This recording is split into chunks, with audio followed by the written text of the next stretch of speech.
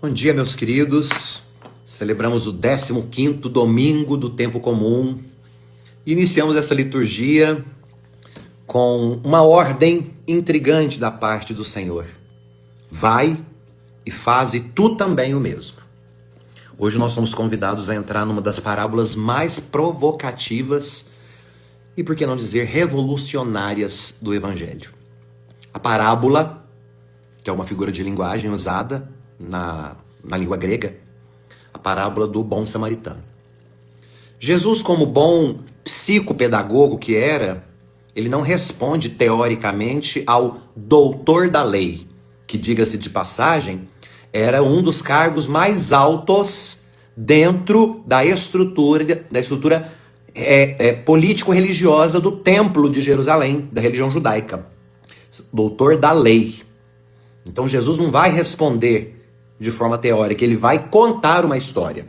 E como toda parábola, como toda essa figura de linguagem que Jesus usa, ela não é apenas uma historinha moral, ela é um espelho espiritual. Nessa parábola, nós nos deparamos conosco mesmos. Às vezes como o levita, outros como o sacerdote, raramente como o samaritano. Mas para começar é importante nós sabermos a pergunta que move toda a cena, o cenário de Jesus. O evangelho se abre com um doutor da lei judaica perguntando a Jesus, olha o caráter duvidoso. Mestre, que devo fazer para possuir a vida eterna? Claro que Jesus não é bobo. Percebeu a malícia dos lábios venenosos de quem detém o título de doutor da lei. E ele vai dizer para o doutor da lei, o que está escrito na lei da qual o senhor é doutor? E o doutor responde, corretamente, era um doutor da lei. Amarás o Senhor teu Deus de todo o teu coração, de toda a alma, teu entendimento, e ao teu próximo como a ti mesmo. O curioso é que o doutor da lei sabe a resposta, mas ele não conhece a implicação que essa resposta traz. Então ele busca se justificar. E é aqui que está o núcleo do drama espiritual. Saber o que é certo não basta. Não basta apenas saber o que é certo. E aqui nós temos que entender que a pergunta que é gerada neste cenário, ela ecoa dentro de cada um de nós. Quem é o meu próximo? Jesus poderia simplesmente dizer, todos, todo mundo. Mas ele vai além, muito além. Ele conta uma história que muda a lógica da pergunta do doutor da lei. O doutor quer saber quem está dentro ou quem está fora da obrigação de amar. E Jesus responde mostrando quem age como o próximo. E a pergunta muda. De quem eu me faço próximo? Jesus narra então uma cena muito conhecida de todos nós. Um homem, não sabemos quem, não tem nome, origem nem religião. O que sabemos é que entre a cidade de Jericó e Jerusalém havia uma estrada, existe até hoje. Na época de Jesus, essa estrada era muito movimentada por tribos nômades, caravanas nômades, que levavam nas caravanas todos os pertences. E os bandidos que viviam nessa região aproveitavam que essa estrada era, além de longa, muito escura, para poder saquear essas tribos nômades. Então, nesse percurso, Jesus diz que um homem foi espancado, roubado e deixado quase morto ali na beira da estrada entre Jerusalém e Jericó. Nesse caminho perigoso na época de Jesus. Ele usa a realidade da época para transformar isso. Esse homem caído, meus queridos, representa a humanidade ferida. Eu e você. A igreja machucada. O outro que sofre. Ou até mesmo nossa alma esvaziada de sentido. Passam por ali ao lado desse homem um sacerdote, um levita, representantes da religião judaica. E ambos evitaram o homem caído. Talvez por medo da impureza ritual que o livro dos Levíticos, ou seja, dos sacerdotes, da tribo de Levi, todos são levíticos, sacerdotes. No capítulo 21 tem uma proibição de tocar feridas. Você tocar a ferida de alguém te faz impuro, segundo a regra do livro do Levítico, da Torá, da lei judaica.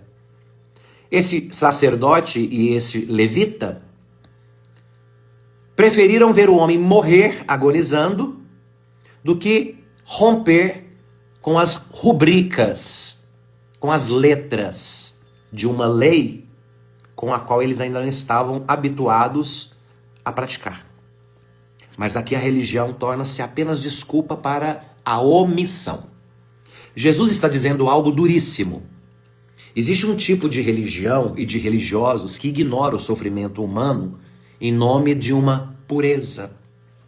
Isso é idolatria institucional. Vivemos numa época de muitos idólatras dentro da igreja. Da idolatria institucional. Cuidado. É um ritualismo cheio de parafernália, mas sem nenhuma compaixão. Idolatria institucional. Não se esqueça. Então vem ali um homem que é chamado de samaritano, da região mais ao norte, da região da Judéia. A região da Samaria tem diferença com a região da Judéia desde a morte do rei Salomão, quando o reino se dividiu em duas partes, o reino do norte e o reino do sul. O reino do sul passou a ser chamado de Judá e os habitantes de judeus. E a capital do reino do sul era Jerusalém. O reino do norte passou a ser chamado de Israel e os seus habitantes israelitas. E a capital do norte era Samaria. Portanto, os samaritanos não se davam com o povo de Judá, com os judeus. Então veio o samaritano, inimigo intelectual dos judeus, era considerado herege, impuro pelos judeus. Mas é ele quem se aproxima, se comove, se abaixa, trata as feridas, derrama vinho, porque primeiro você lava, desinfecta com o álcool do vinho. E depois, para tirar a dor, cicatrizar e evitar que moscas pousem nas feridas, você derrama óleo. Depois ele pega esse homem, depois de lavar com vinho, ungir com óleo para proteger o corpo, enfaixa, coloca em cima da sua montaria e vai levá-lo para uma hospedaria. E ali cuida dele. Esse homem desprezado na religião oficial, o samaritano, rejeitado pelo judaísmo, é o ícone de Nosso Senhor. O verdadeiro próximo, o novo sacerdote, o da compaixão. Ele não apenas ajuda, ele interrompe a sua agenda, ele para o que está fazendo, ele investe tempo e recursos e ainda promete voltar.